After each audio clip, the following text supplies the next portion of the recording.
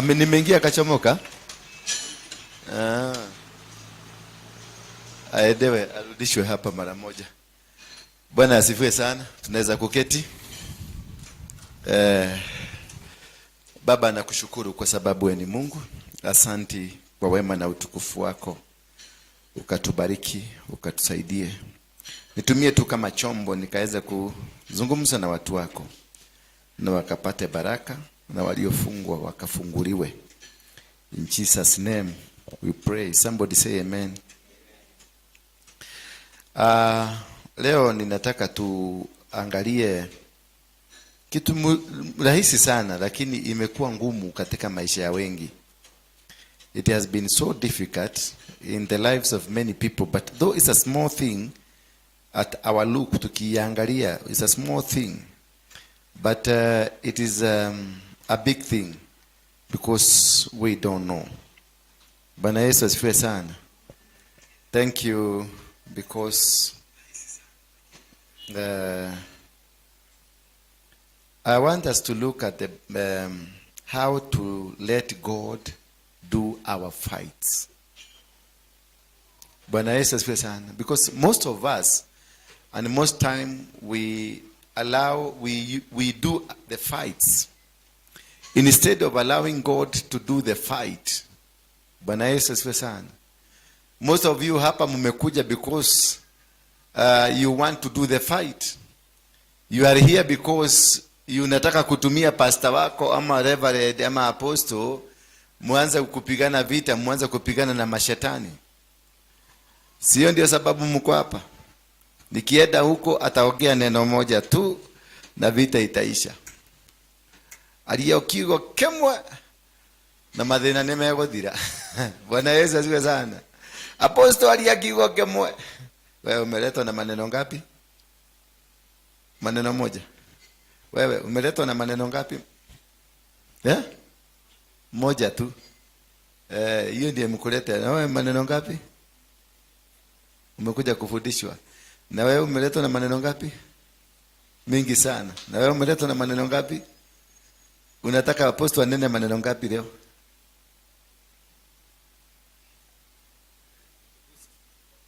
Neno moja. Moja tu. Na wewe? Mbili. Na wewe? Moja. Na wewe? Moja. Na wewe? Umekuja kusoma. Na wewe? Na wewe mzee umekujia neno moja mambili. Neno moja. Na wewe? Umekuja kusoma. Sasa watu wa neno moja, situmaliziane saa hii, mumebarikiwa. Tokeni mwende. Tokeni mwende. Watu wa neno moja. Watu wa neno mbili, Mungu amewabariki. Out. Bwana asifiwe. Kama umekuja kwa sababu ya neno moja, hautabarikiwa. Hata utatoka vibaya zaidi ya venye ulikuja. Lakini kama umekuja kwa sababu ya kufundishwa, because it is that understanding ambayo itakuset free. Know the truth and the truth will do what? Si neno moja, you knowing the truth. The moment you know the truth will set you free. It is not one word. One word cannot give you the truth. One word haiwezi kukufungua. Bwana Yesu asifiwe sana. Jineno moja halina uwezo wa kukufungua. Lakini tukiongea nikufundishe, utajua shida ambayo uko nayo ni gani. Utajua ni kwa nini, why you are suffering. Utajua ni kwa nini unapigana na mapepo. Utajua ni kwa nini kuna tatizo ambalo liko kwenu nyumbani. This word, if you understand the word of the Bible will set you free. Because there before the creation of the world, there was the Word. And the Word was who? And God was what? Was the Word. And in this world, Word was in God. And God was in the world. So once you understand the Word of God, then you are free. The disease will not find you. The enemy will not attack you. The witches, warogi hawatakuweza kwa sababu you got the word. When Jesus was confronted by the devil himself, shetani alikuja akamwambia kumeandikwa. Kwa hivyo shetani anajua maneno na anajua the word. Bwana Yesu asifiwe sana. Shetani anajua. Kwa hivyo shetani si uwezi kumutisha. Nasanaga wengine wanasema katika jina la Yesu. Yesu mwenyewe shetani hakutishwa na Yesu. Bwana Yesu asifiwe sana. Kwa sababu Yesu alikuwa ameenda kuomba 40 nights and 40 days. But kitu ya kwanza alikutana naye, alikutana na nani? Alikutana na shetani mwenyewe, na shetani mwenyewe akamconfront na akamwambia mimi nakujua. Mimi nakujua wewe ni mwana wa Mungu aliye hai. Na sasa kwa sababu wewe ni mwana wa Mungu aliye hai, badilisha hii mawe ikuwe chakula kwa sababu imeandikwa utabadilisha. Yesu akamwambiaje? Yesu alibadilisha. Sasa hii ingekuwa opportunity mzuri sana ya Yesu kubadilisha. Nipatie hiyo mic nyingine. Hiyo ulikuwa unatumia. Yesu alikuwa na opportunity. He had the opportunity he had an opportunity to do it, to kuonyesha shetani, kwa sababu Yesu alijua huyu ni shetani na shetani alijua huyu ni Yesu. Alikuwa na opportunity ya kufanya hivyo, kuonyesha shetani, utajua mimi ni nani leo. Lakini alirudi kwa maandiko na akaambia shetani aje, kumeandikwa mtu hataishi. Kwa nini? Alimjibu na maandiko kwa sababu alikuwa na knowledge ya maandiko. Sasa wewe unataka kuja nikutoe mapepo, unataka nikuja nikuombee neno moja tu. Sasa hilo neno litakupeleka wapi? Nyumba yako imevugwa kwa sababu ya deni, hujalipa nyumba, umekuja hapa nikuombee, na unataka neno gani? Moja tu, nyumba yako ifunguliwe. Sasa itafunguliwaje na landlord anataka pesa? Nyumba ikifunguliwa pesa itapatikana? Yes. Lazima nikufundishe ni wapi ulikosania na pesa. Kwa sababu ukiona nyumba imefungwa na hauna pesa, umasikini imeingia, ni kuna mahali mlikosana na pesa. Angalia huyu ananiangalia, sasa amekaa vizuri. Acha nisikie hapa tulikosana na pesa. Lazima kuwa kuna mahali mlikosana na pesa. Kwa sababu pesa imepatiana na Mungu. Na pesa kama imepatiana na Mungu inakuaga hapo kwa sababu ya amri ya Mungu. Kwa hivyo lazima itafute mahali pazuri pa kukaa. Na kama pesa haipati mahali pazuri pa kukaa, basi itakaaje? Bwana Yesu asifiwe sana. Kama uliomba mume akakuja kutoka biguni, uliomba Mungu ni fafa nevekera mudhuri, na hiyo mzee akakuja, ujue huyo Mungu ni wa biguni, huyo mwanaume ni wa biguni.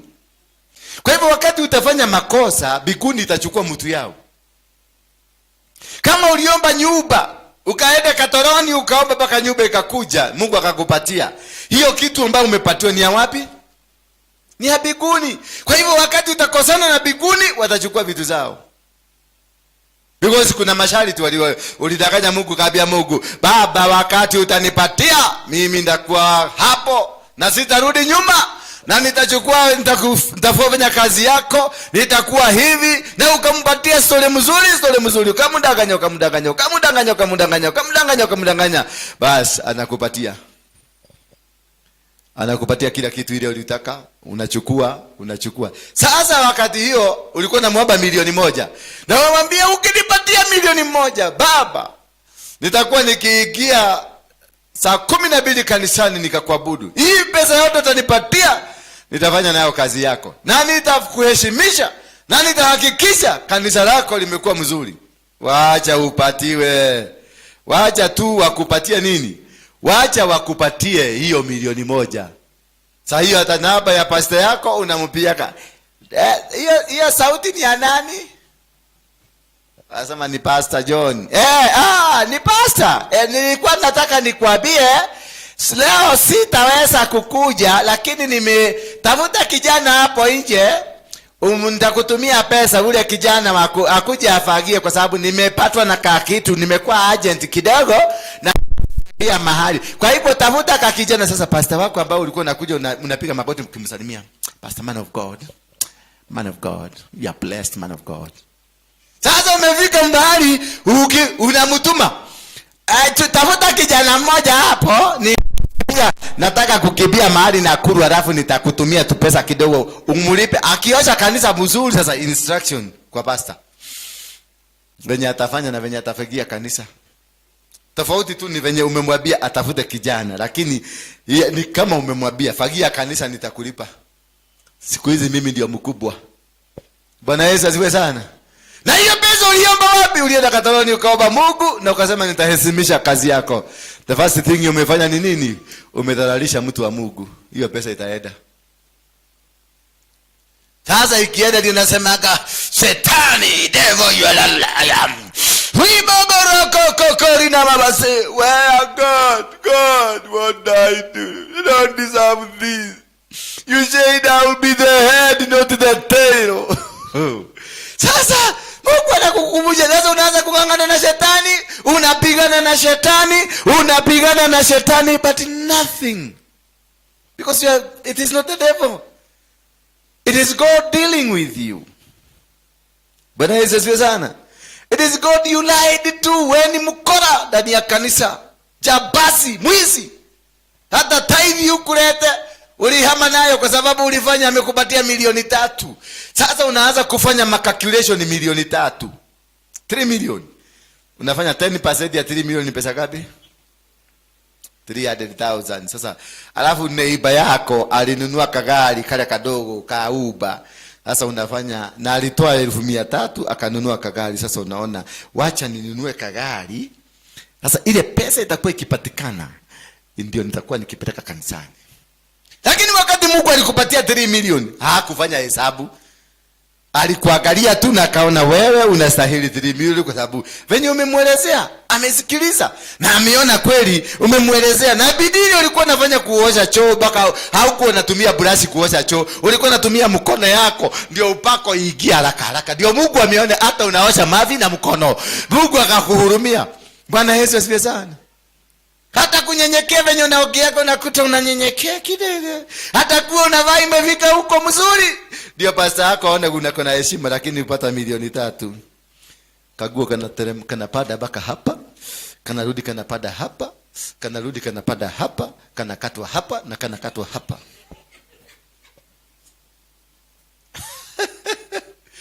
Bwana Yesu asifiwe sana. Kwa sababu upako ya 3,000,000 imeingia. Upako ya nini? Upako ya 3,000,000 imeingia. Kwa hivyo there is no respect anymore.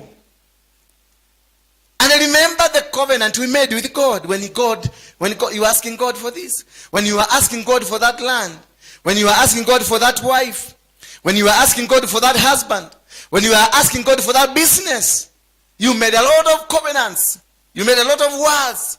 You swore to God. Oh, papari kakatoroko sayanda.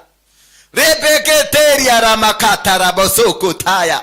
Hey baba. Hey, oh kakakarina. Ukijaribu kumconvince na lugha zote.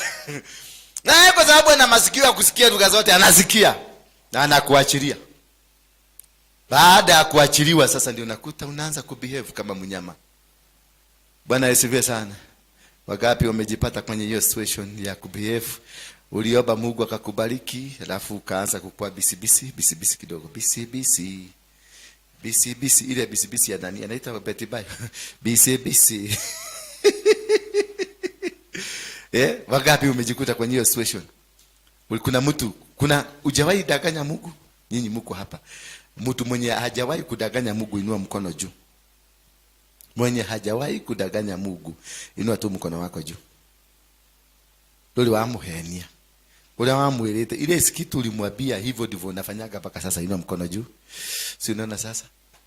Nimekora mitupu. Sasa imekuja tena kwa huyo Mungu ulidanganya. Sasa unafikiria alisahau, kumbe alikugojea bahari. Akakuja kwa Apostle Waruinge akavuruta kiti yako hapa. Anakuchugulia.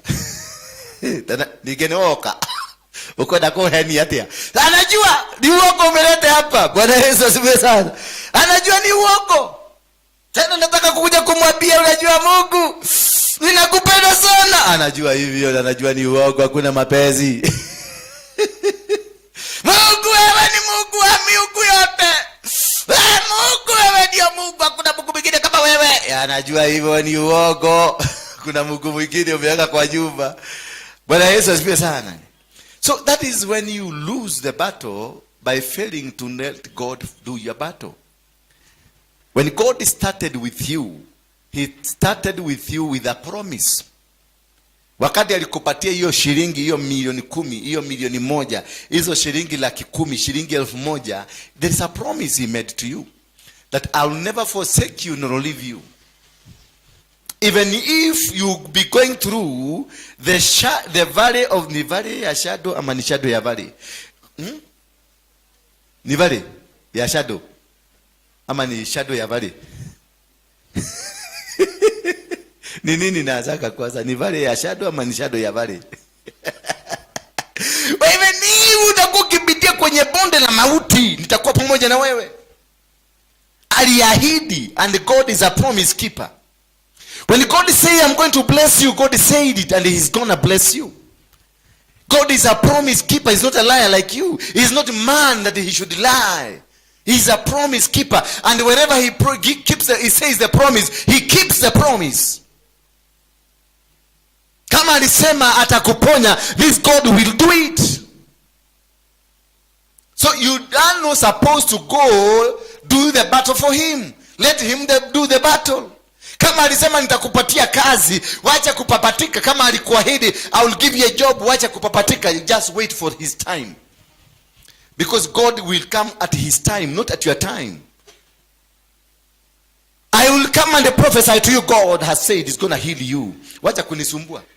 Don't come kunisumbua. Anza kuabudu Mungu. Anza kumshukuru Mungu kwa hiyo neno amesema. Wait for the time, because God will only come to you at the right time. Bwana Yesu asifiwe sana. God will only come at the right time. He will not come at your own time, because you are in a hurry. When he bless you, he became hurry. Ulianza kurukaruka, kutoroka. That is why now he is also busy doing something else. Yet unarukaruka huko. Unasema oh baba. Unaandika apostle. Kesha ingine ni alini? Apostle, mnakwanga na morning glory. Apostle, mnakwanga na lanjawa. Apostle, mnakwanga na deliverance. Apostle, mnakwanga na nini? Apostle, kama kuna kitu mnataka nisaidie, uniite na nitatoa. Na ile kitu nataka kuja kusaidia ni 50 unataka kutoa. Na wakati ulikuwa na 2 million haukujua kuna kitu ya kusaidia. Sasa ile zimeisha, umebakiwa na 200 ndio unataka kutolea Mungu 50 hapo, mwambie Mungu 50. Sasa unaona Mungu ni mjinga kama wewe? Mami, waya nilieka iniki? Ulidanganya Mungu kwa nini? Si ulikuwa umebarikiwa, umepanda kabisa? Nego, hujaipanda? Na mbona uko na uhai? Hii uhai ni yako. Ulikuwa ulizaliwa hivyo, ulizaliwa kwa mtu mzima. Si umekuwa kutoka mtoto, level to level kupanda hivi. Sasa nasema huyo Mungu akuje baadaye. Bwana Yesu asifiwe sana. We have gone through a process of God. And when you are through a process of God, you let God do the battle for you, because it is only God who has a reason why you are here on earth. Everyone here has a purpose of God. And when all of us here, we have the purpose of God, we have the purpose of God because God has a reason for us to be here. Bwana Yesu asifiwe sana. I'm preaching because God had a purpose for me to come and preach. Bwana Yesu asifiwe.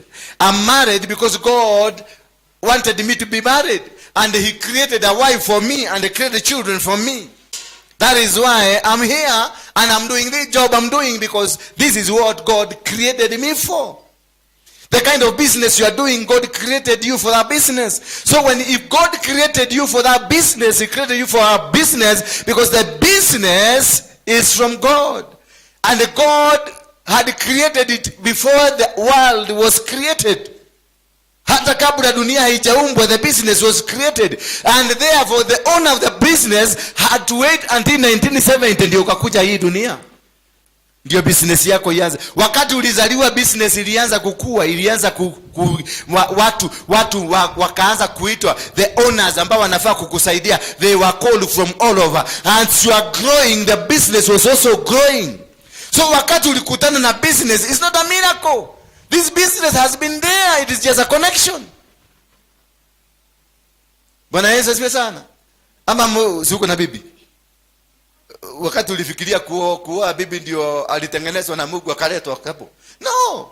Uliletwa dunia hii na bibi yako akaletwa dunia hii. Both of you came. Hata watoto wenu wako walikuja. Kama haujazaa watoto wako tu ni venye hujawa connect. Bwana Yesu asifiwe sana. Hii kiti imetengenezwa kutoka China na iliandikwa jina yako utakuja kukalia siku hii ya leo. Imetoka China. Imebebwa na ndege. Hii nguo umevaa imetoka China, imebebwa na ndege na ikakulocate mpaka mahali huko ikapatana na wewe. Why? God commanded the Chinese to make a cloth. And in that cloth, that Chinese akaandika jina yako, lakini hajui kama aliandika jina yako. That is why hiyo nguo imekuja imeguzwa na watu wengi, wamekeiwacha wanasema ni mbaya, wakiwacha. Lakini wakati uliinunua ukaivaa, kila mtu akaitamani. Because imeingia kwa mwenyewe. Bwana Yesu asifiwe sana. Unakuta kisichana unakiangaliaga unaona hiki keke ndege shangimono radike kieda. Hiki andike kieda hiki ndege shangimono. Lakini wakati atakutana na mume wake waigiane hivi, unaona wale wote walikuwa naona ndege shangimono sasa kai muda kati. Baka anaanza kumtext, "Hai, unanikumbuka?" Na alikuwa anapita hapo na hai hiki ndege shangimono hata siwezi kutaka kuongea. Lakini wakati waliigiana na mwenyewe, umungu kaingia na kazi ya Mungu ikaanza kufanya kazi. Are you connected with the blessings of God? Are you connected the reasons why God created you for? Most of you are suffering not because you are not supposed to suffer. Most of you are suffering because you are disconnected. Umeweka waya ya red badala ishikane na waya ya red na red, umeweka red na black. Hiyo si moto, si ni ardhi na nini? Ni ardhi na life wire na neutral. Sasa ukiconnect ardhi wire, ukiconnect ardhi wire inakuaje? Itakugoka shoko. Nyumba mzima itaanza kushika moto. Italipuka. Sasa huyu amebarikiwa ni mkulima. Na huyu amebarikiwa ni engineer. Huyu anataka kuingia kwa ukulima na huyu ameingia kwa engineer. Itakuaje? Itakuwa mlipuko. Sasa you are suffering not because you are poor. You are suffering because you are in the wrong profession. You are doing wrong things. You are in the wrong place. You are not doing what God created you for. That is very important for you to understand the principles of heaven and understand why God created you. The day you understand why God created you, you'll be able to know your destiny and the plans for God for you. That is simple. You don't need prayers. You don't need prayers. You need only to understand yourself. And you can only understand yourself by reading the Bible and understanding the principles, the teachings, and the reason for God's creating you. He told Jeremiah, before you were born, I knew you. Before Jeremiah was born, he was known.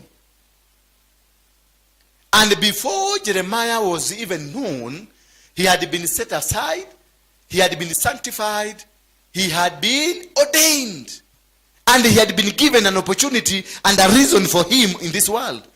In verse number 10 of Jeremiah 1, see, today I have given you, I have set you high against nations and kingdoms.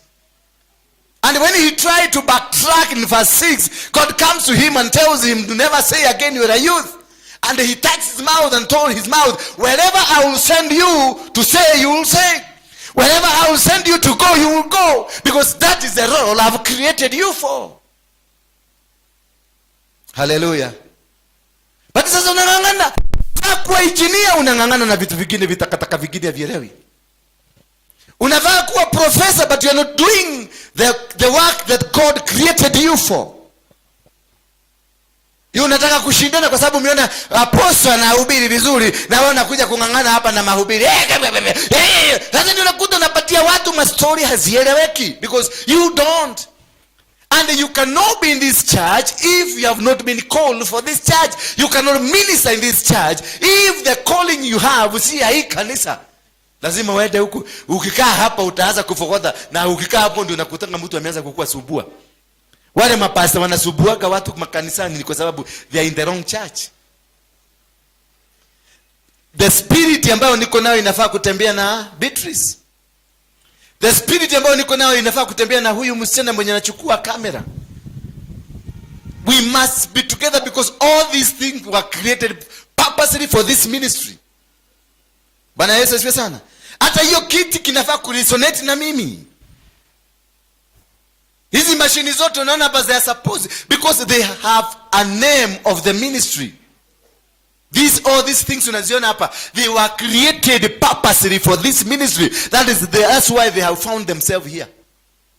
So I'm supposed to walk with them and they're supposed to nafaa kulime. Hata ukituona venye tuna behave, naangalia tu ule na macho tu, na nikihubiri tu nahubiri, lakini namwangalia anajua ni nini nataka, because we are together. Lakini wewe sasa nilikuwa nahubiri, wewe hiyo kamera nzuri hapa, we are not together. We are not coordinating. I'm just supposed to look at you na unajua what I want. I'm just not nifanya tu hivi, ule anajua in microphone si sawa na balance immediately. We don't talk na hata hamtajua. Why? Because we are in the right place, doing the right thing in the right time. That is why you are sick, because you went to a town where you are not supposed to be. Environment ya huko ikakukataa because hakuna oxygen yako huko. Ukaenda town ya Nakuru kufanya biashara, there is no customer. Hakuna mtu ameumbwa kwa ajili ya kazi yako. Ako huko, wote wako Nairobi. Kazi yako lazima ifilisike. Unatoka hapo unaenda Amerika, hakuna hewa yako Amerika, hakuna nyumba yako Amerika, hakuna udongo yako Amerika, hakuna dola yako Amerika. Uko Amerika, you will struggle. Sasa utakuwa ukisumbua watu wanakukopesha vitu zao, na wakikupatia vitu zao wanapigwa, wanaulizwa unapatia huyo kwa nini? Na kazi yake iko South Korea. Duka yake iko South Korea. In South Korea kuko na 10 billion zake. Anakusumbua kwa nini? Sasa unaona umeondoa kazi ya Mungu, unaanza kufanya kazi ya Mungu, na hiyo ndio inafanya unaaguka. Sijui kama na make sense. Sijui kama tunaendelea vizuri. Are we together? Are you understanding me? Is somebody learning something? That we need to understand before you make any move, before you decide going, before you even decide to come, ni kuobe. Uliza Mungu, uko huyo mchungaji amebeba kitu yangu? Kwa sababu hata kuna wanakuja hapa na ukai ni kuobe, but nothing happens. Na ukitoka hapa ukutana na wale ule wa ndani ya matatu, wale wanahubiri Biblia mzima kwa matatu within 5 minutes. Biblia mzima kutoka Genesis mpaka Revelation within 5 minutes, na ameitisha nini? Sadaka, na ameitisha kuokoka. Hawaekagi sana, lakini sadaka sana. Because anataka kushuka the next stage, aingie kwa hiyo matatu nyingine na hiyo achukue. Baba anasema, "Haya ndio janenise, haya ndio mwanzo. Ukiona mtando, mwenye akasema hivi, anapanda Biblia kupanda mpaka Revelation amemaliza." Bwana anasema sasa uweze kubariki kazi yake. Sasa hapa naongea vizuri, unasikia lugha hii imekuwa mzuri, imekuwa clear. Network inakuwa clear. Bwana anasema sasa wewe atakayebariki kazi ya Mungu naye atabarikiwa. Atakayekariri. Sasa unasikia language, lakini Biblia mzima hakuna kitu ulielewa. Lakini kwa kutoa language network inakuwa clear. Anatoka kwa milima kwa milima na mabonde huko. Bwana Yesu asifiwe sana. Utakutana na yeye huyo matatu, na anakuombea na unapona, kwa sababu umeitiwa yeye. So before you come to this place, ask God first. Don't come because umeniona kwa Saimo, ama umeniona kwa Boy, ama umeniona kwa nani. Don't come ama umeniona kwa Bethel TV. No, ask God first. Kwa kidogo yako kwako. Ndio unaona mtu anakuja hapa. Kuna mtu alikuja alitafuta church. Alikuwa hapa Sunday. Alitafuta church, akatoka hapa, akaenda mpaka Kayole, akatafuta church, ikakosekana Kayole, akaingia Donholm, akatafuta akaona ya Manyuro, akatoka hapo alijikuta Ebakasi. Akaingia kanisa ingine hapo. Hiyo kanisa aliingia, aliopewa na akapona. He was coming in the wrong place, kwa sababu sina kitu yake. Si wachungaji, si kila mchungaji ambaye amebeba mzigo yako. Hapana. Ile anointing niko nayo, kuna watu specific. Sema specific.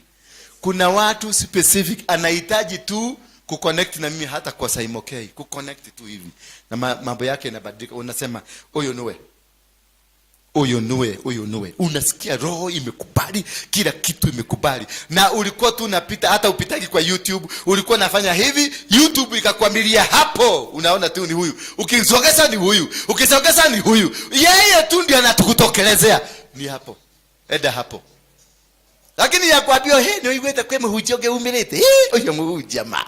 Alahuja kinyathi kainaina. Huyu amekuja kwa sababu ya kainaina. Sasa akuja hadi kwe kikuje. Utapona hadi kwe kikikia hapa. Because yeye ndiye alisikia dunia yake ikitetemeka. Sasa wewe hujasikia, utakujaje hapa? Ama umesikia hadi kwe. So that is when you let God do your battle. He will create ways for you. He will create moves for you. He will create every avenue for you. You'll get into the right positions. Hata ukiingia kanisani hautalala. Hautajaribu kufungua macho. Unajua wengine wanajaribu kufungua macho, imekataa. Because shetani amemwambia you are in the wrong place. Wangapi wamelala tagu nianza kuhubiri? Wangapi wamesikia kusinzia? Inua mkono tu na usidanganya Mungu. Usidanganya Mungu. Inua tu mkono yako. Najua niko hapa na waona. Inua tu mkono yako. Kausikisi kalikuweza tu. Kajaribu kufungua macho. Inua tu mkono yako. Sasa unaona. Sasa unataka umedanganyana na nimekuona. Sasa unataka hata nikikuombea nini utasikia kitu?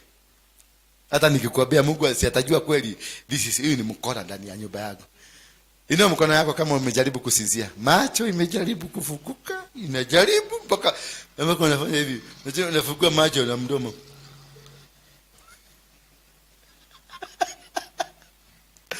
Sasa huyu amedanganyana na huyu amedanganyana. Hawa every minute huyu saa hii kabla niongee macho ilikuwa imekataa kufunguka. Imekataa, anajaribu.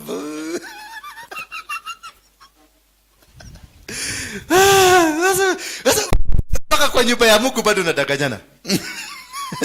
Na ukitoka huko je?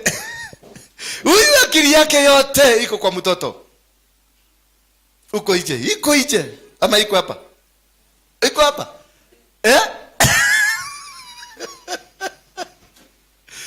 Oh my God. Oh Jesus, oh my God. Ndivyo wanasemanga. Oh my God. For you to be able to win these battles, know when to let God fight for your battles. You must know the timing. When do you want God now to take over? Nili okweda. Nilini. God is dealing with him wherever he is. Alitakikana tu akalie hiyo kiti. Bwana Yesu asifiwe sana. Alitakikana tu apande kwa hii stairs ya kuja mpaka afike hapa. That is all what you. Kufika tu kwako hapa ulipona. Kama ulikuja uliniona na ukaona ni huyu. Wakati deliverance yako ilianza hapo. That is why you are here. Here umekuja tu kuweka signature. Nilifika huko na nikaona, na kutoka leo hapo ndio nitakuwa nikienda. Mimi kutoka leo nitaitwa mtoto wa hiyo nyumba. Bwana Yesu asifiwe sana. Lakini kama wewe ni mirakosika, na kuahidi hakuna kitu utaenda nayo. Unajua hakuna haja nikudanganya. Hakuna kitu utatoa hapa. Hiyo niliambia Mungu asikubali, kwa sababu sitatembea na wakora. Sitakubali kutembea na wakora. Kwa nini? Niliacha na mkora niki. Kama umekuja kununua miracle na tukafevite kako hapa na tukamia kako hapa. Na ile shida uko nayo ni tulera mzima ya lori. Alafu unakuja kuwekelea kafevite hapo unaenda. No, that's wrong. We must train people to know God. We must teach you the word of God so that wherever time, when mahali popote ukitumia Bible, the name of God, you are healed. You don't need to come to a pastor because of healing. You don't need to come to a pastor because you need a business. You don't need to come to a pastor because you need something. You only need to come to a pastor because you need to hear the word of God. Only that. Because you can speak healing to yourself. You can speak deliverance to yourself. There is nothing that you need from the pastor in terms of healing, whatever, mashida na matatizo. No, only what you need is to connect yourself with God. And when you are connected with God, everything comes your way. Hello? Hello? Najua hapa sikuwapokea. Najua mnapoeka. Hapa sikuwapokea.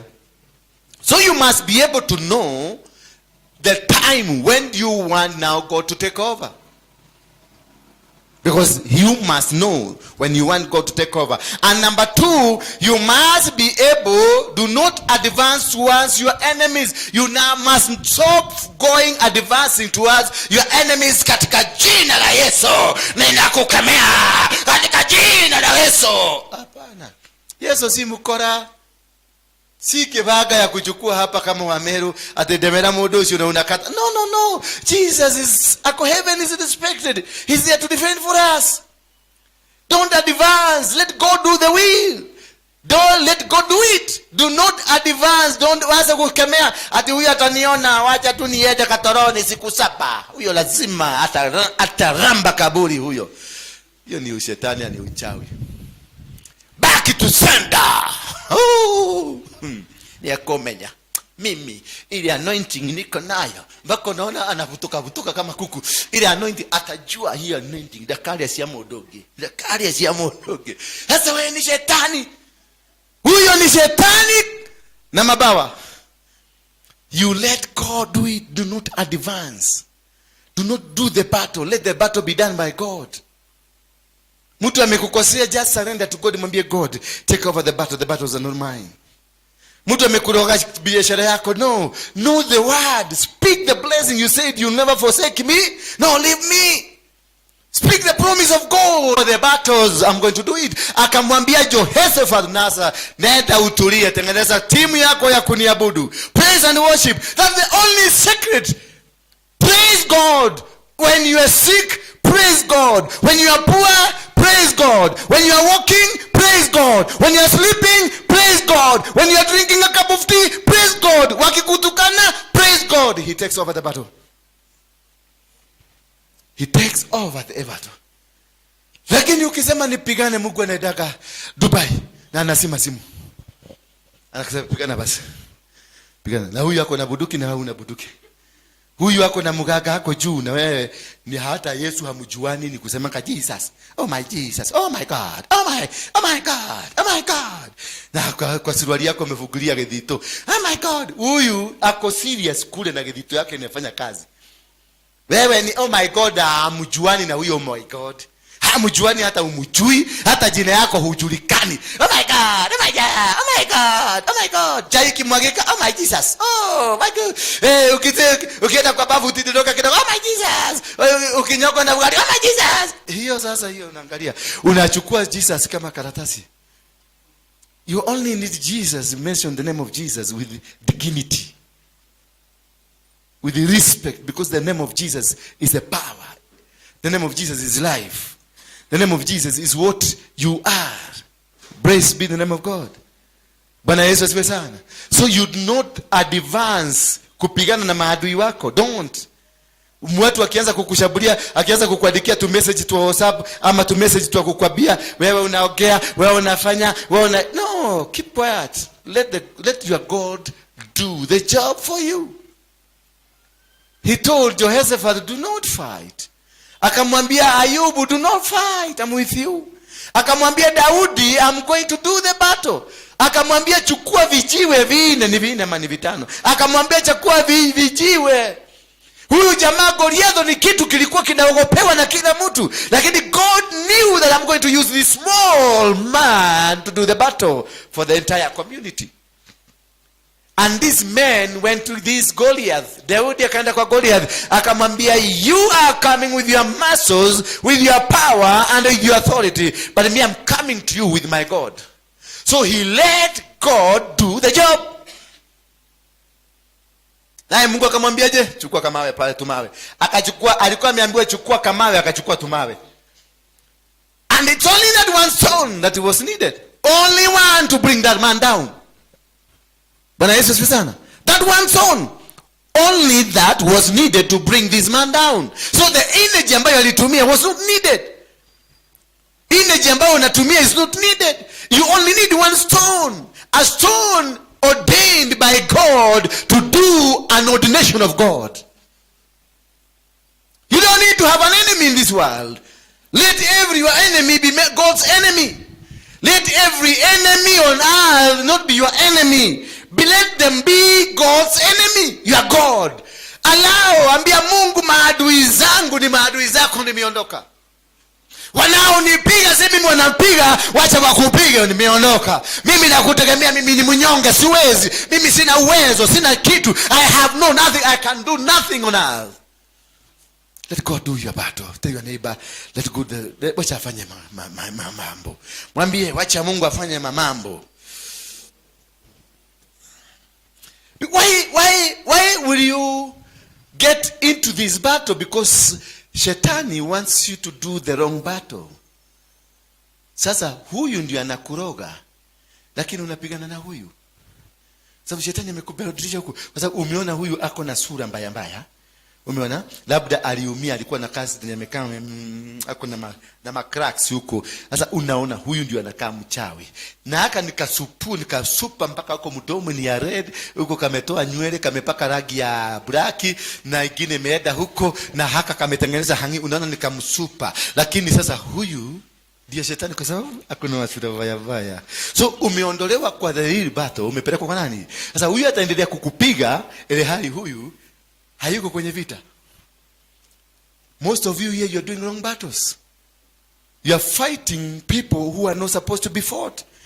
Perhaps, maybe the people you are fighting are the people meant to come and help you. Most of you are fighting the angels that were sent to come and lift you up. Most of you are fighting in the wrong battles. You've been accusing your auntie. You've been accusing your shosho. Kumbe your own husband is a witch, is a devil worshipper. You've been accusing your neighbors. Kumbe your own wife who is a witch. You have been accusing every other person out there. Kumbe your own daughter, your own son is a Freemason. Bwana Yesu asifiwe sana.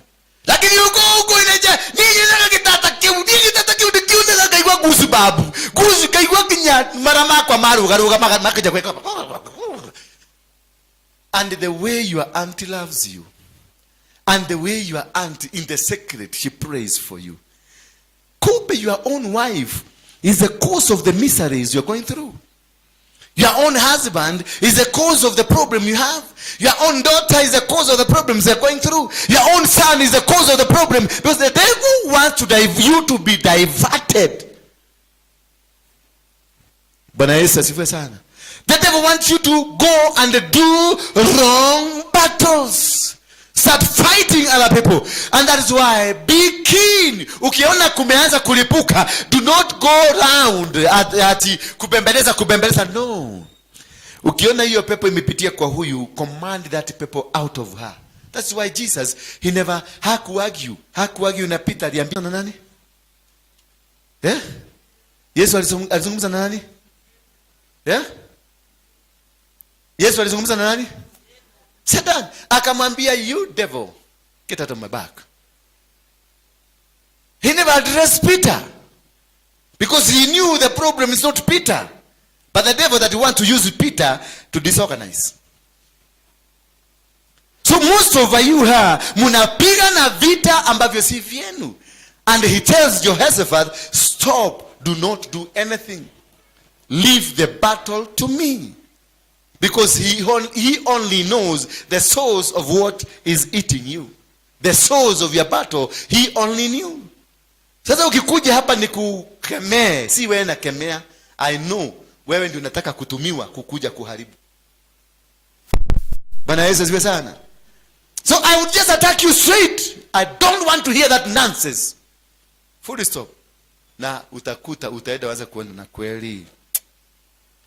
Ndio nianze hiyo, nilikuwa nafikiria aje. Ndio nianze hiyo.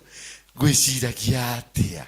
Yaani unakube hiyo kitabu kikiona kimejulikana kwako, kinatorokaga immediately, kinaingia kwa kijamaa kama hiki, kinakuja na biashara. Kitakuja na njia ya biashara tena. Lakini ni kile kitabu. Na kwa sababu haukijui kinajua kubadilisha rangi, kinakuwa kia yellow, kinakuwa kia black, kinakuwa kidemu kizuri, kinakuwa kimchali mzuri, kinakuwa nini, kinakuwa pasta mzuri, kinakuwa evangelist, kinakuwa prophet, kinajua kujibadilisha. Mungu peke yake ndiye anajua kimekuwa kia yellow, wewe hujui. So allow him to do the job, kwa sababu yeye peke yake ndiye anajua. Yeye peke yake ndiye anaelewa kimebadilika. Sasa si kimama ni kimuzee. Sasa si kimuzee ni kidemu. Sasa si kidemu ni kichali. Sasa si kichali ni kimakanga. Unaenda mpaka unakutana na makanga hakujui. Hakuwa naenda hiyo route, hakuwa naigewa. Wewe mama natuangalia hapa, wacha ujinga, wewe toa ujinga yako hapo. Sasa hiyo umetoka fasting ya 21 days. Sema, wewe shetani, mara ya hii takataka hii. Wewe ubwa takataka, wewe unafungua mdomo, unatukana na shetani. Ukimaliza tu ukikalia kiti ndio shetani anakuvuka hii. Kwani uko nakumbuka ulitoka Kataroni? Huko nakumbuka kai, si umeona sasa? Una shetani mwenyewe anakaa karibu na wewe na anakulipia fare. Anakuuliza, Kataroni, na umetukana na hivyo? Yani Kataroni mami, umetukana na hivyo? Mpaka shetani mwenye analia machozi. Kikuhurumia. Bwana Yesu asifiwe sana. So do not get involved into these battles. When you are a Christian, you let the battle be done by Jesus himself. That's why he died for us. Bwana Yesu asifiwe sana. Hallelujah. Concentrate on godly matters only. When you find the environment you are in is not conducive, when you find the situations that you are in sio mzuri sana, haikupatii kibali mzuri sana, don't fight, don't concentrate with God. Jifunike na damu ya Yesu Kristo, jifunike na neema ya Mungu, jifunike na neno la Mungu, jifunike, jifiche. Make yourself busy. When they find, the devil finds you are so busy doing something else, then they leave you, they go somewhere else, they go to replan, to regroup themselves. And because you have God in you, then you find that everything works in a manner that you win. There are several mistakes that we make in life. And this few mistakes I want to mention to you because time is also not on our side. Several mistakes that we make and makes us fail. Mistakes ambazo tunafanyaga mingi zinafanya tuaguke. Moja is defending yourself. The day you start defending yourself, umeaguka. Because umetoa ukuta wa damu ya Yesu Kristo, umeweka ukuta yako.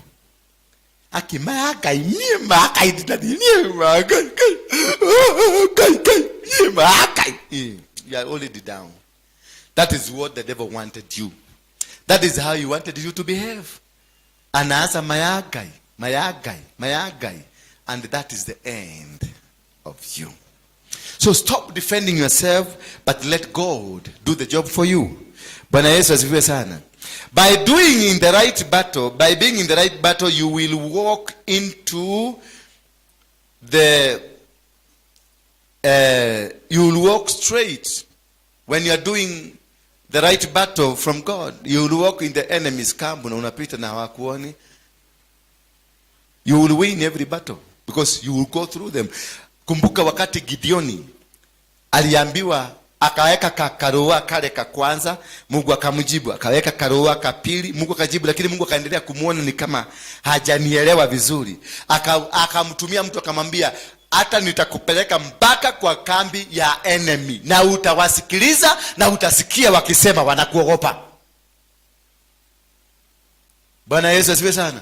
Utasikia nini? Wakisema wamekuogopa na hawataambiwa. Na akaenda mpaka alijikuta hivyo walikuwa na pita katika pita wakasema ndio hii kambi ya watu, wakanyemelea ile mtu kai osho ni muru hii saa 12 mimi sitakuwa hapa, na niko baada anawaambia tutoroke, huyo mtu ni mbaya sana. Ile neno ya Bwana akaisikia. Kwa sababu ya nini? Alikuwa amejisalimisha kwa mikono ya Mungu. Kwa hivyo when you let God to do the battle, you will get into their camps and you will just pass by, na watafikiria wewe umefuatwa na jeshi kubwa, watatoroka. Kama wale wazee walikuwa na ukoma, walikuwa nafanya nini? Mungu alitumia watu wa ukoma wakafukuza watu wengine. Na hao wazee walikuwa na nini? Walikuwa nasema tukikaa, hata wao walikuwa natoroka. Walikuwa nasema tukikaa hapa tutakufa, tukienda tutakufa. So they want to go to wakufe wakienda, wasikufe. For them they were going to die either way. But God was using them as a weapon to scare the enemies for the sake of his men. So he's going to use other tools, other enemies, other people around your life to scare every enemy in your life. So stop fighting. Niambie mwa neighbor, wacha kuhangaika. Wewe angalia neighbor na macho yako, mwangalie nini? Angalia nini vizuri, mwangalie, mwambie wacha kuhangaika. Mwangalie kama una smile, wacha kuhangaika. Bwana asifiwe sana. Kai, huyo nake agomwira ati.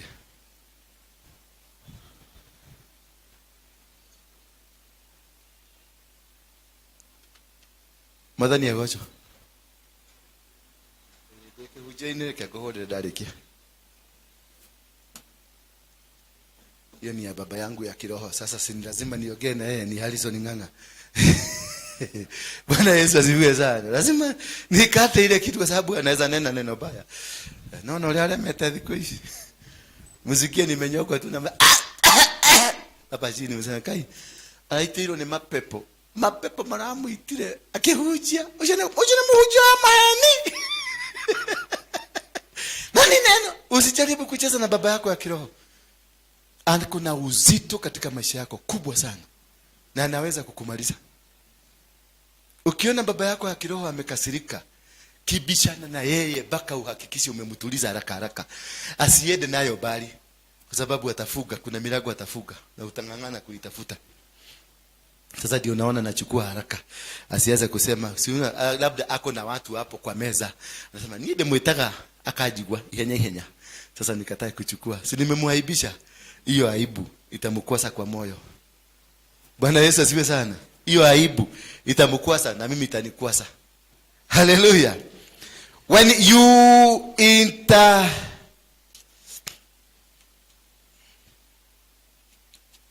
the other mistake that we make in our lives is when we interact mostly the wrong people in your life. People who are saved. Umeokoka lakini kampani yako ni watu ya bar. Umeokoka lakini kampani yako ni ya kale kasichana kanajulikana mtaa mzima ni kama maneno mengi. Umeokoka lakini kampani yako is always the wrong people. These people will influence you because Shetani anatakanga tu contact. The way inakuambia ukiwa hapa, nakwambia Bwana amekufungua. Bwana amefanya nini? Amekufungua. That is all you need from me. So you don't need even to nini kuguze.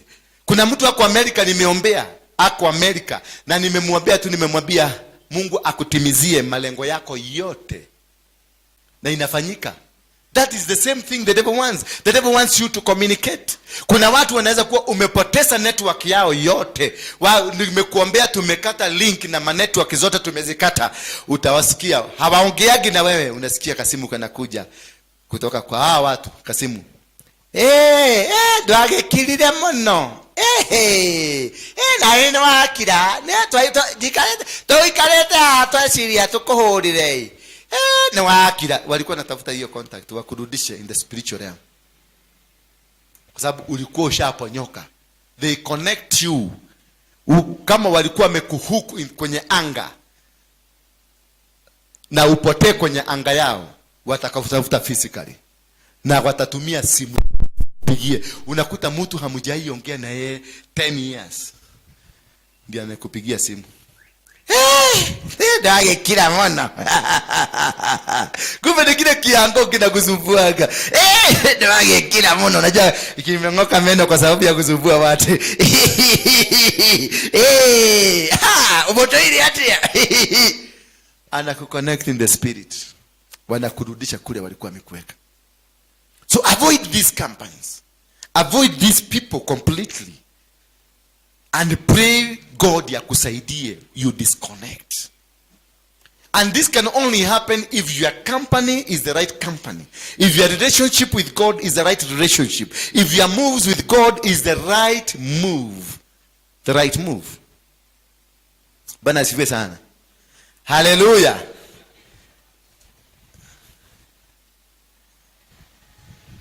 Kwani kuna nini there?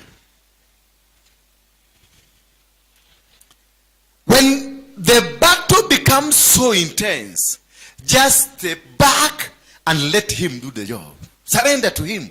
When the battle becomes so strong, vita ikikuwa kubwa sana, just step up, step back, wacha kungangana, wacha kupigana na wao, just step back. Because you have the trust in your God, God will do the job for you. Just step back. Jehoshaphat was told not to organize an army. He was told just prepare a praise and worship team. Bwana Yesu asifiwe sana. He was told to prepare what? A praise and worship team. And that is what he prepared. And that is how he won the battle. When Paul and Silas were taken to court and jailed, they didn't go defending themselves. Kutafuta mambo, tutahongana namna gani, tutatoka hapa namna gani. What he did, they started praising God. Paulo na Sila waliomba, Paulo na Sila waliomba, milango ya gereza ikafunguka. Milango ya gereza. Na walipoomba, si milango peke yake ilifunguka, mali kulitokea gedhigidia. Gedhigidia kinaitwa je na Kiswahili? Hiyo ni Kizungu. Gedhigidia kinaitwa je na Kiswahili? Tetemeko la ardhi ambalo lilikuja likanyegenyura misingi ya hiyo jela ikavunjwa yote. When you praise, unavunja misingi ambayo imekushika. Every foundation ambayo imekushika, iwe ni foundation ya poverty, iwe ni foundation ya immorality, iwe ni foundation ya waganga, iwe ni foundation ya maskini, itanyegenyurwa, itapodogoshwa yote. Because of praising God, trusting and believing in this God. Hallelujah. So, it is always good to step back when these things come. Vita vikiinuka, step back. Don't confront them, because it is the plan of the devil uingie kwa mtihani wa kishetani. Ndio nimalizie, hiyo ingine tutaendelea baadaye. Ukisoma kitabu, when you step back, God will do it. In the book of 1 Samuel, chapter number 45, verse number 2, the Bible says, I will go before you and make the crooked paths straight. So you only need to step back and allow God to go before you and make the crooked paths straight. Njia zote ambazo zimekunjwa, njia zote ambazo zimeporogochwa zitalainika. Bwana Yesu asifiwe sana. Zitalainishwa, maana you've allowed him position to do the job for you. You've allowed him position to take control over your life. But when you ukisema ni okonya na utajua mimi ni wa Harrison Nganga, utajua ile anointing in the name of the God of Harrison, nimesema kufa. Sasa automatically wewe ni mganga na wewe ni mchawi. Lakini umetumia mtumishi wa Mungu kuua. Bwana Yesu asifiwe sana. In the book of Isaiah 52 verse 12, inasema for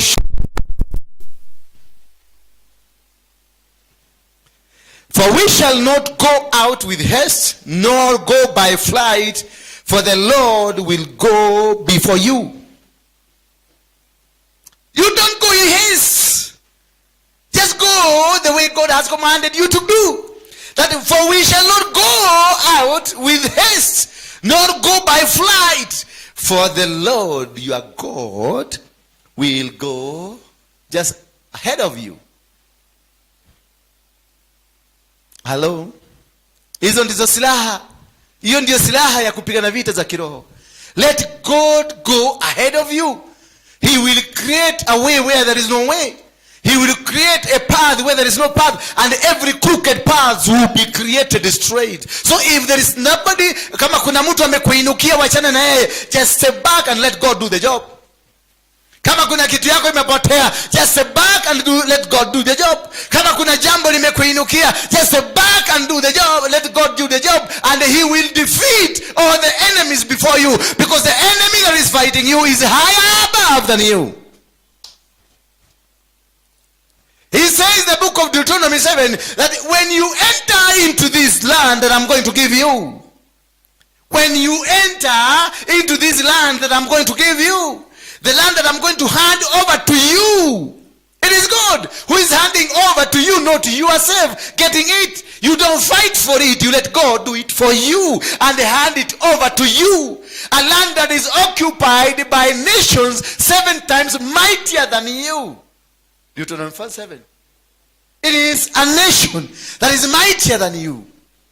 A nation that is more powerful than you. A nation that is more controlling than you. When he hands over this land, can somebody read for me that Deuteronomy 7? That's where I want to end. Hallelujah.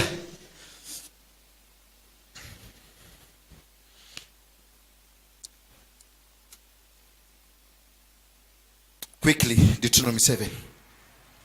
That wherever you go, whether you are going, you are in abroad, you are in UK, you are in America, where you have gone, it is not because you had the knowledge, because there are so many professors in Kenya, but they don't have a visa to go to the United States. But masomo ilikuwa haikuingi, but God decided to give it to you. Once you reach America, step back and let God do the will.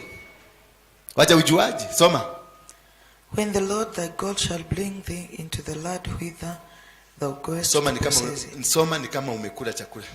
Najua umefast. Soma vizuri na nguvu yako yote. When the Lord thy God shall bring thee into the land which you will go to possess it. Umefungua ya dhii. Hiyo najua inakuchanganyanga. Nani ako na ile mzuri? Si ya dhii. Tairandi, taidhu, taidha. Huko ile mzuri. Hata huyu msichana asikie. Sababu ukimwambia dhii, dha. Unasikia hiyo? Tairandi, taikoto, taina. Soma sasa. Hiyo najua utaielewa.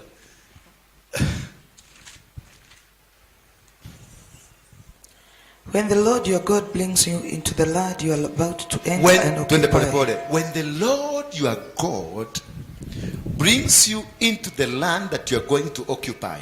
So, did you take yourself there? Is he requiring you there? Is he requiring your energy? Is he requiring your effort? Is he requiring your money? No. It is him that is taking you to the land that you are going to occupy. So the land to occupy is there. The person to occupy is there. The car to take you there is there. So it is not your responsibility. He will clear away many nations ahead of you. He will himself. Did he tell you that you are going to clear? Did he tell you you are going to clear? He will clear many nations before you. All the nations that are there, he's going to clear them. He's going to destroy them. He's going to bring and give you a clean land that has no challenges. The Hittites. There will be Hittites. He tells you the enemies that you're going to find there. There will be Hittites. Girgashites. There will be Girgashites. Amorites. Amorites will be there. Canaanites. Canaanites will be there. Perizzites. Perizzites will be there. Hivites. And the Hivites will be there. And Jebusites. And the Jebusites, they will be there. And these people are 7 times mightier than you. Did the Bible say so? These 7 nations are greater and more numerous than you. Yes. In the number are many. In energy are powerful than you. Then the 7, okay. When the Lord your God hands these nations over to you. Stop there. When the Lord your God hands them to you. So where is your effort there? When he hands them to you, over to you, it is him that will hand these enemies to you. So you don't need to fight. You need to align yourself with God. You need to just do the will of God. And he will do. You hear? The Bible says they are mightier. They are 7 times stronger than you. And they are also numerous. They are many. Avuna shetani ashidwe. Mapepo, takanyaga, pepo, tunaimaliza. Wapi? You cannot win against this enemy. They are powerful than you. You cannot defeat them. You cannot conquer them. You need your God to do the job for you. That is when you surrender in totality to this God. That is when you surrender completely to the will of God. That is when you surrender in totality. You can never control me when I am with my God, because my God will direct me that today you are going to Mombasa, I'll go to Mombasa. You, wherever you are, you have got no power to control my God, because I believe and I trust my God. He has never let me down. He said, I will never let you down.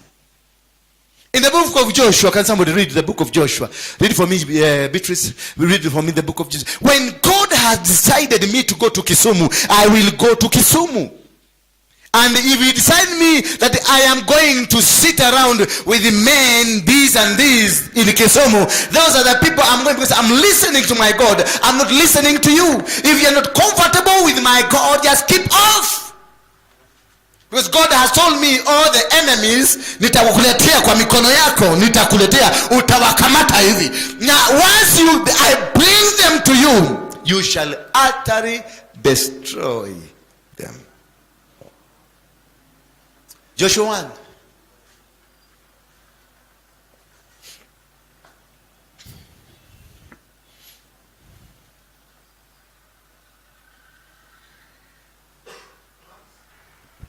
Verse? Joshua 1 verse 1. After the death of Moses, the Lord's servant, the Lord spoke to Joshua, son of Nun, Moses' assistant. He said, Moses, my servant, is dead. Therefore, the time has come for you to lead these people, the Israelites, across the Jordan River into the land I'm giving you. That after the death of Moses, God called who? He called Joshua. So meaning, your death will not stop the work of God. Your coming out of my life will not stop the work of God. Moses was a huge figure. Moses was a huge man in the kingdom of heaven. But when he died, God forgot about Moses, and he went to Joshua and told Joshua, my servant who is Moses, to whom you are a servant, has died. So take over the people of Israel, take them to where I promised their forefathers. Take what? Where I promised their forefathers. So he is not interested even in Joshua. He is interested in the promise he kept with the forefathers. Your God is not even interested with you. He is interested with the promise he said about your life. He is interested with the promise that he said. He is not interested with what you do, how you do, what you are, what kind of a name you have. God has no interest. He is interested in the promise that he made to your forefathers. Go ahead. I promise you what I promised Moses. Wherever you set foot, you will be on land I have given you. Did you hear that? What he promised Moses, that is what I promise you. So God is about a promise. It's not about the personality. It's about or who is not there. He's saying that what I promised Moses is what I'm promising you. Where your foot will step, it will be called by your name. You go to Jericho, yours. You go to Gibeon, yours. You go to Ai, it becomes yours. What I promised the forefathers, that is what you are going to fulfill, not what you want. So we are grounded, and that is why your foundation is very important. Was your guka, your social, or your great guka, was he or is he operating? What kind of a foundation are you on? Are you operating a cursed foundation or a blessed foundation? So what God said with your forefathers determines what you're going to become. What God said with your great guka. If your guka was great, you will be great. If Yaguka Shosho was great, you will be great. Lois is the Shosho to Timothy. And the Timothy did marvelous not because of him, but because of a foundation of faith that was laid by his own grand Shosho. Beatrice? From the native wilderness, the south to the Lebanon mountains in the north, from the Euphrates River in the east to the Mediterranean Sea, in the west, including all the land of the Hittites. No one will be able to stand against you as long as you live. As long as you live and walk according to what I'm instructing you, based on the promises I promised your great fathers, nobody will defeat you. Thank you, Beatrice. Rise on your feet. That is the foundation. The foundation. You build your foundation on the rock of the promises of God. Do you know that song of the promises of God? Can you do it? Yeah. Do it.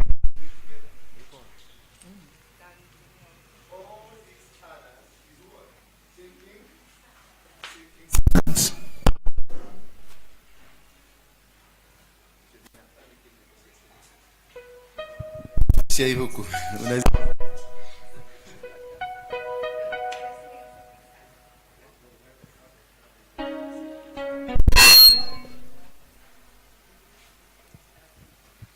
Do you know that song? Watu wa kiroho. Watu wa si wa kiroho, watu wa okay, it's working. Yeah, it's working. Yeah, go ahead. My faith is built on nothing less than Jesus Christ and righteousness, and on Christ the solid rock I stand. All other ground is sinking sand. All other ground is sinking sand.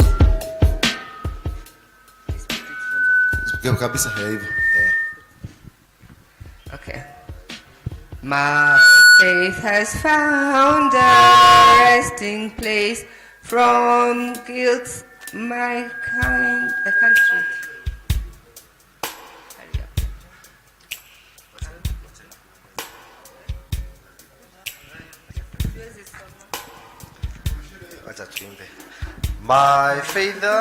My faith has found a resting place from guilt, my soul is free. Hiyo amechanganya kabisa. Hiyo nyimbo they are very good. Zile nyimbo za him. You know it? Hebu mpatie some. We must do it. Who? You know it? Enda huko kibia. Kibia. Mpatie huyu microphone. Good. Umeona? Twende. Weka macho ine.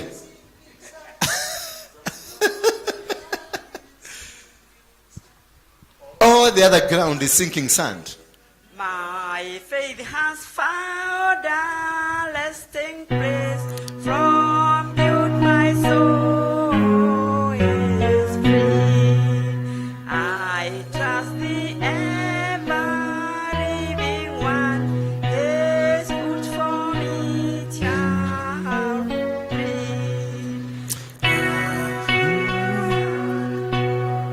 I stand all other ground is Sinking sand. All other ground is sinking sand. Hallelujah. That all the other ground is sinking sand. Soma hiyo ingine. Tuendelee hiyo ingine. Mami, soma hiyo ingine. So that's what I wanted to. Those are the songs nataka mkue nazo. Hiyo kitabu ikue hapa. Hizo vitabu. Those are the good songs. They are very prophetic. They are very powerful. That is saying there is no other thing I want. Because all other grounds are sinking sand. I need a rock. And rock is Jesus Christ. Hallelujah. Lay your foundation on the promises of God. Lay your foundation and retrace, ama ujue kama baba yako alioperate kwa promises za Mungu ama alioperate kwa promises za shetani. Trace back, see whether your grandfather was in the line of God. If he was not in the line of God, create your own line with God. If your grandfather alikuwa mugaga, create a new line with God. Create a relationship with God, because the foundation that is you be acting on is a foundation ya wagaga na wachawi na warogi. Ile watu wote utakutana bibi, lazima ukutane na mrogi, ama ni bwana utakutana na mrogi, watu wa biashara utakutana na wachawi. Anywhere you go, hata utoke hapa uende America, hata uende Israeli, ile watu utakutana na yeye. Mtu wa bagi akitoka hapa aende California, katikati ya town California, ndege imwagushe hapo, hawezi kumaliza 30 minutes kabla hajajua bagi peje iko nego. Is it true or wrong? Is it true? It is. Information is, you find information from the owners of information. You cannot find information from somewhere else. Imekosekana. Ndio hiyo. Hebu tu enda kule. We must sing that song because I find it in my spirit. Kuna watu watafunguliwa kwa sababu ya hiyo song. Umepata wewe?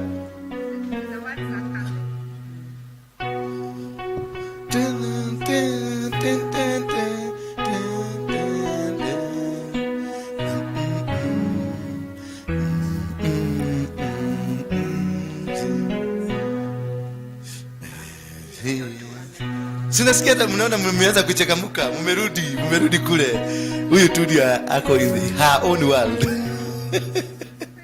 Did you get it? Yeah, but the network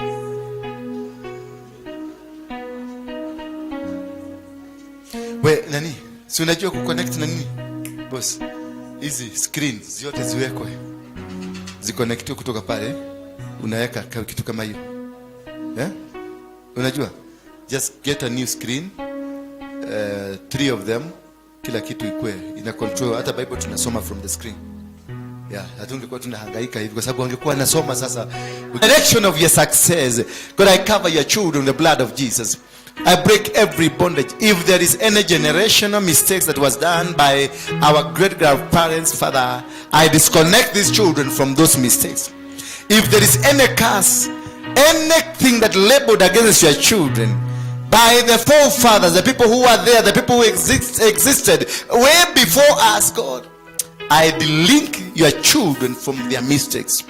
If there was blood that was shed in the name of protecting and defending these children, if there is witchcraft that was involved in the name of protecting and defending these children, God, I cancel it in the mighty name of Jesus Christ as I hand over these children to you for your protection, because you are the only solid rock. Any other ground is a sinking ground. In Jesus' name we pray. Sema amen. Wekelea zaka zenu hapa. Your sacrifices, your zakas, bring them here. Then I'll be meeting you. Wekelea tu hapa. Sadaka zenu wekelea kwenye madhabahu. Unajua mmezoea kuweka kwa kikapu. Acha niwapatie kikapu ndio muamini. Ama mnataka bahasha? Weka hapa tu, weka hapa. Weka hapa. Mami weka tu. Tutaongea tu na wewe, usijali, weka tu hapo. Najua nataka kunipatia leta. Nishike na mkono. Kweli nabii anaheshimiwa. Nabii. Hata wewe nataka nishike. Wacha kukuja noti. Taburukia noti nita noti koja. Hivyo. Hii ni Mungu amekupatia, si shetani. Be proud of what God has given you. Taburuki uguo. Kitu githaka. Unaona venye uko smart. Weka. Unajua unataka kunipatia na mkono. Nini ndiramunekeri derete. Ndiramunekeri anyita na gukoni kwa ndiraradhi mirwo. Weka tu hapo, hata wewe weka. Sasa mrembo, how are you? Huyu ni dada yako? Ni cousin?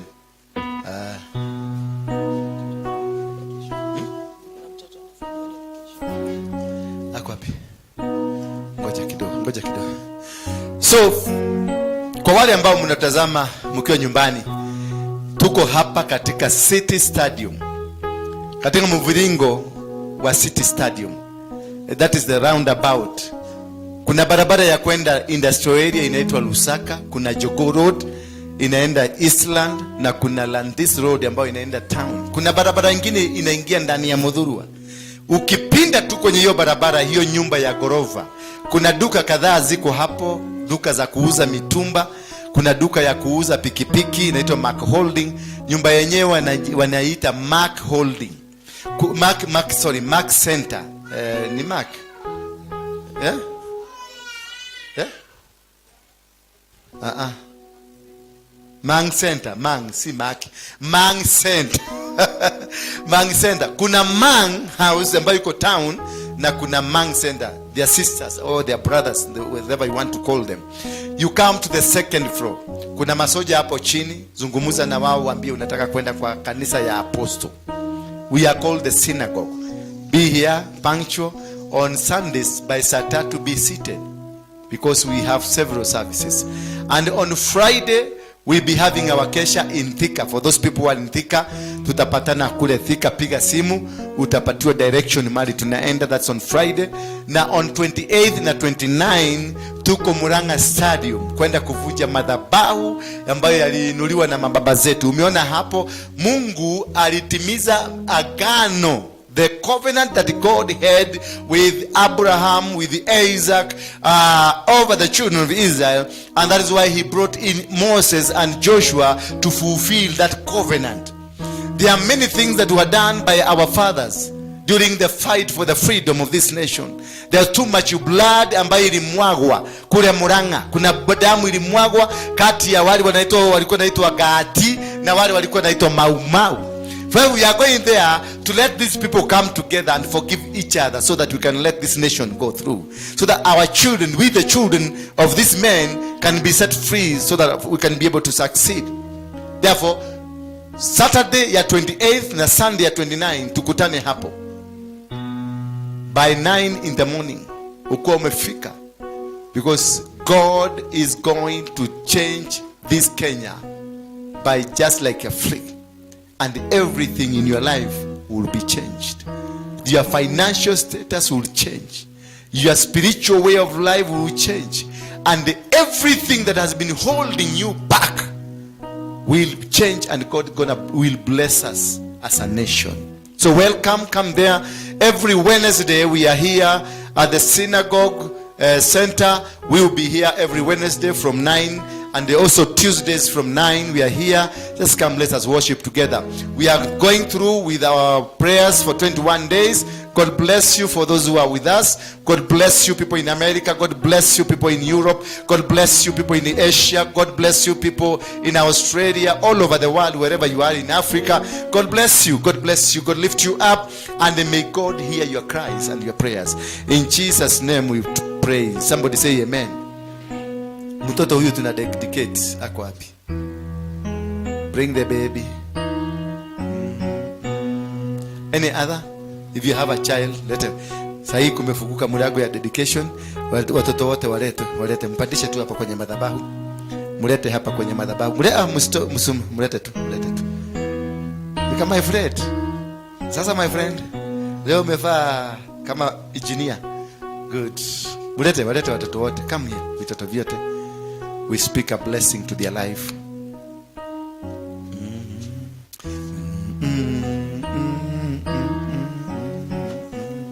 Panda tu, jo. You're alone? Baba ako wapi? Hayuko? Haya. Wachungaji,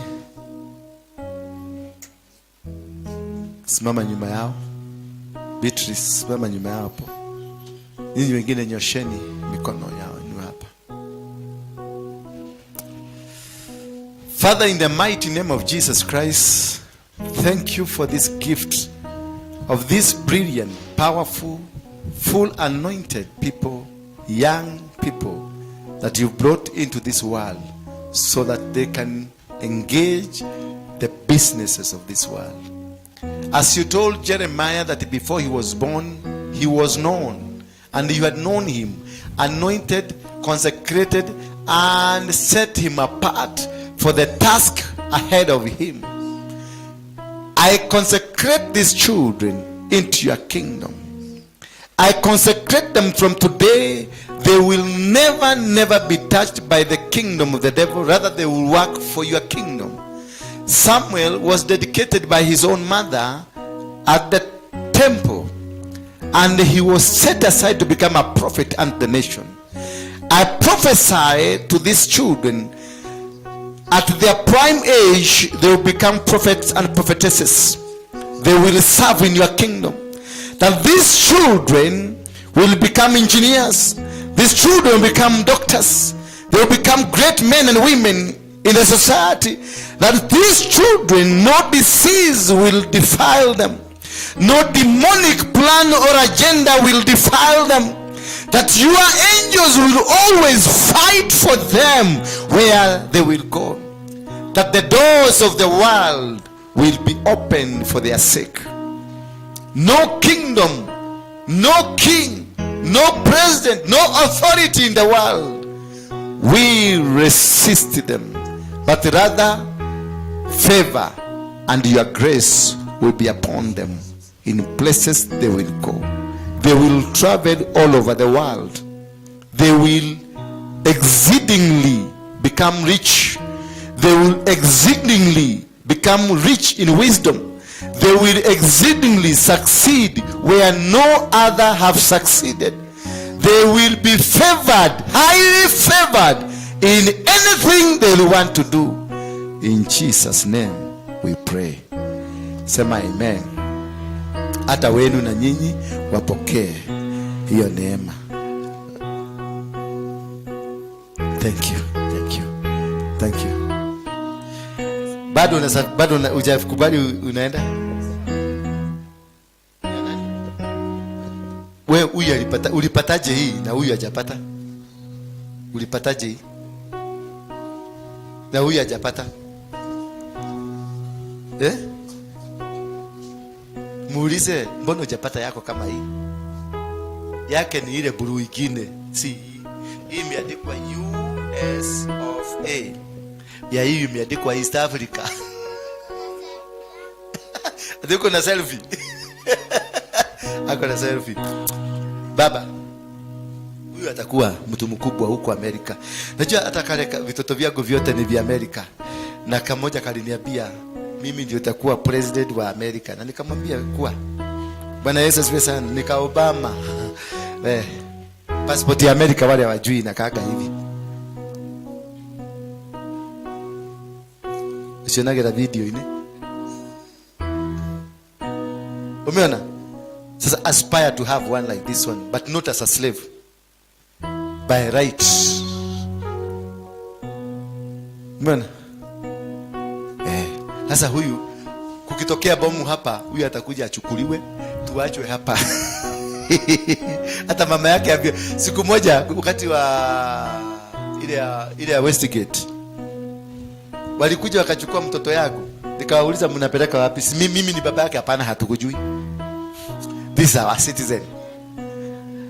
Ubarikiwe, ikufungulie milango wherever you go. Success, ukuwe mtu mkubwa na utajirike, na Amerika ikupatie kila kitu that was prophesied by the fathers, the founders of America, in a godly way, in Jesus name. Shika, pokea Amerika yako. Yes.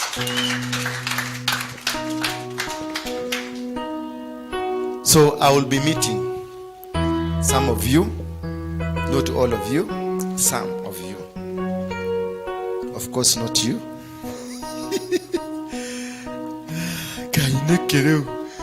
But I want only mutaka pande nyinyi yote only 3 minutes.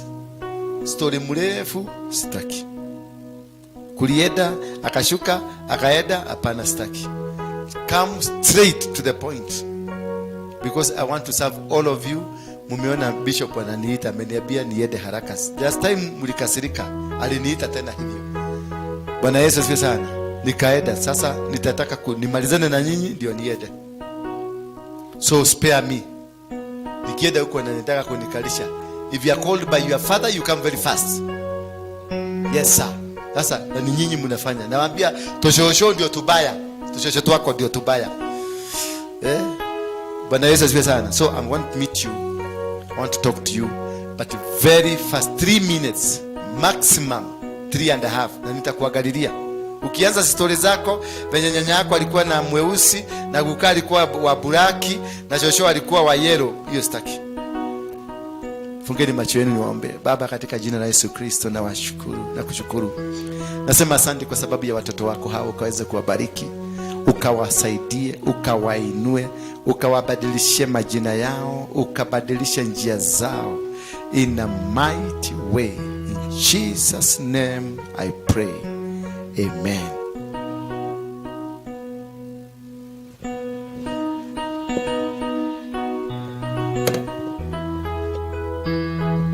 All of you mutapatiwa namba, na mupatie namba kulingana na watu venye walikuja, na mkuwe honest.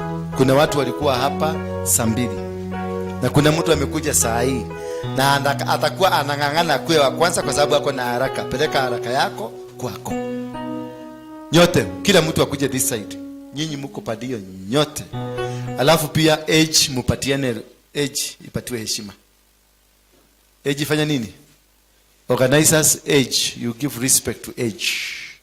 Hata nyinyi mtaseeka. Beatrice usionage watu kama tao taseeka, takamudhulika ugeko ndaga guka.